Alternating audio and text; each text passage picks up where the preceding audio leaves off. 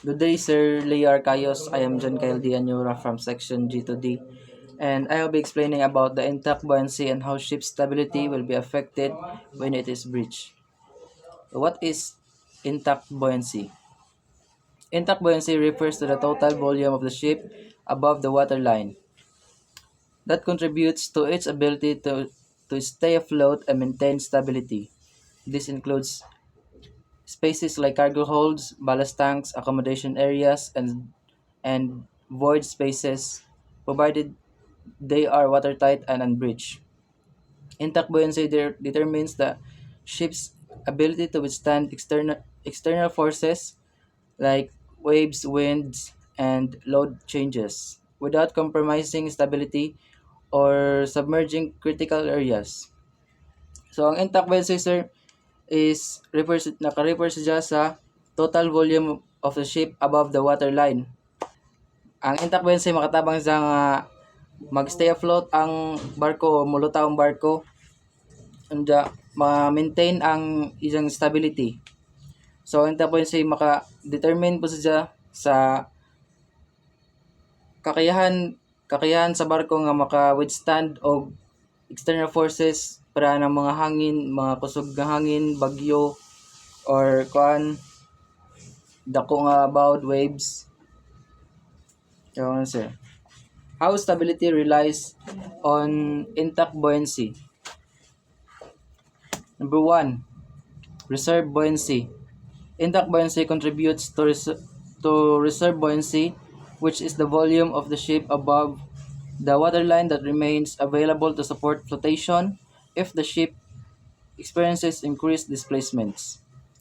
More reserve buoyancy, greater ability to recover from heeling or trimming forces. Less reserve buoyancy, increased vulnerability to capsize. So, kung daghan di kag reserve buoyancy, so dako ag tsansa nga makarecover ka sa healing and trimming forces. Pero kung gamay ra kag reserve buoyancy, so dako kag tsansa nga ma-capsize ang barko or mulubog ang barko. Number 2, righting moment. Intact buoyancy influences the righting arm and the ship's ability to return to an upright position after heeling. Breaches in intact buoyancy reduce the ship's ability to generate a righting moment, leading to compromised stability. So, a righting moment, ang intact buoyancy ma-impluwensyahan ang righting moment. Ang intact buoyancy ma-impluwensyahan ang righting moment and kuan siya sa ship's ability nga makabalik siya sa isang upright position gikan sa healing forces or healing stress. So, breach in intact buoyancy reduce the ship's ability to generate righting moment, leading to compromised stability. Number 3, freeboard. Intact buoyancy directly affects the freeboard distance between the waterline and the deck. In the upper deck, a breach can reduce freeboard and increase the risk of submersion.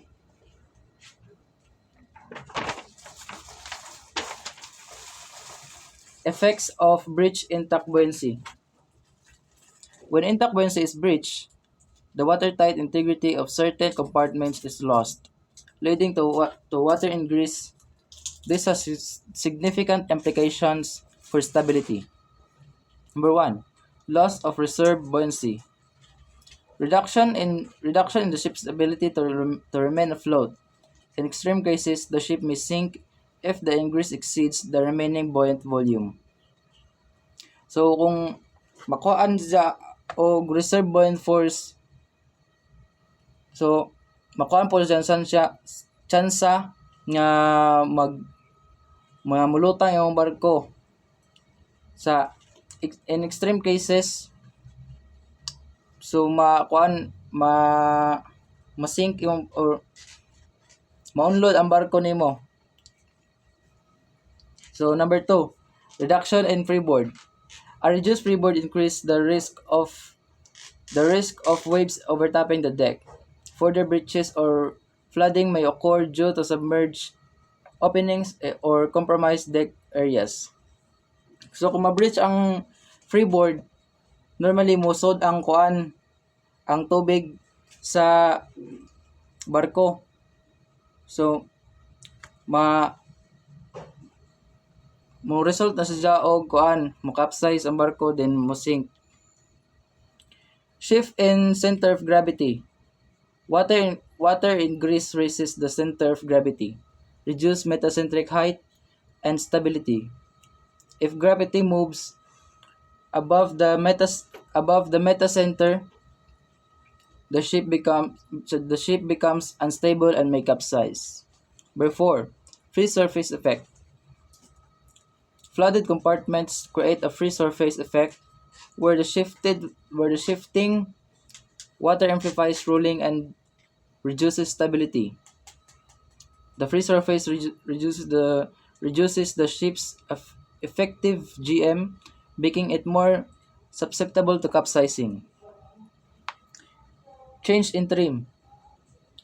Water ingress in specific compartments causes the ship to trim forward, aft, or least to one side, affecting operational performance and safety. Progressive flooding. Loss of intact buoyancy in one compartment can lead to progressive flooding. If adjacent compartments are not watertight, stability is compromised as the ship becomes unevenly weighted. So kung ang intact buoyancy ma So kung mawad-an kag intact buoyancy sa usa ka compartments, mulid na sadya og progressive flooding. So mo capsize ang barko din mo sink. Kay dili naman evenly weighted, dili na parehag kanang weight ang barko. So examples of breach intact buoyancy. Grounding. A hull breach below the waterline allows water to flood internal compartments, leading to loss of buoyancy and potential capsizing. So kung ang hull breach ang grounding na sir, kung kintahay mabanggay ang barko sa bato o pareha tong sa Titanic na nabangga ang ni barko sa ice nga nisod ang tubig. So maglid na siya capsize then mulubog ang barko. Collision. Damage to the hull can compromise multiple compartments, reducing reserve buoyancy and stability. So kung magbangga na ang barko, so normally mag-breach ang barko, di musod ang tubig, normally na siya, maunlod ang barko. Structural failures. Cracks or fractures in the hull or bulkheads can lead to water ingress and loss of stability. So kung cracks ang barko, then mga cracks ang barko, then dili ra mabantayan sa mga seafarer. So kung mga mga dagko nga bawd, normally siya, mudako ang cracks, then musod ang tubig, then mo result na siya og ka failure sa barko. So pwede siya masink, mo resulta og haging og saging. Measures to mitigate the effects of breach intact buoyancy. Number 1, watertight.